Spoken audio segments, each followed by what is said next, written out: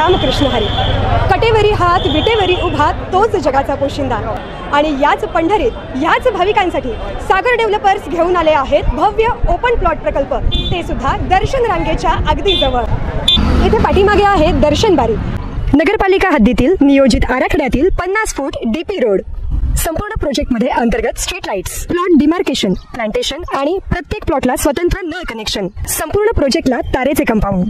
ज्येष्ठ नागरिकांना बसण्यासाठी बेंचेस. चला तर मग आत्ताच बुक करा मठासाठी किंवा आपल्या हक्काच्या घरासाठी आपल्या हक्काचा प्लॉट, तेही अगदी माफक दरात. ताज्या घडामोडी पाहण्यासाठी आमच्या YouTube चॅनलवरील PVR म्हणजेच पंढरी वार्ता या न्यूजला सबस्क्राइब करा आणि शेजारील बेल आयकॉनवर क्लिक करा. मोहोळ तालुक्यातील अनगर येथे अप्पर तहसील कार्यालय झाले पाहिजे यासाठी मागील काही वर्षात या मतदारसंघाचे आमदार यशवंत माने हे सातत्याने पाठपुरावा करताना दिसून आले होते. याच वर्षी फेब्रुवारी महिन्यात दुय्यम निबंधक कार्यालय श्रेणी 1 चे उद्घाटन पार पडले होते. त्यानंतर आता अनगर येथे अप्पर तहसील कार्यालयास राज्य शासनाने 24 जुलै रोजी मंजुरी दिली आहे. अनगर अप्पर तहसील कार्यालयाच्या अखत्यारीत अनगर, नरखेड, पेनूर, शेटफळ मंडळाचा समावेश करण्यात आलाय.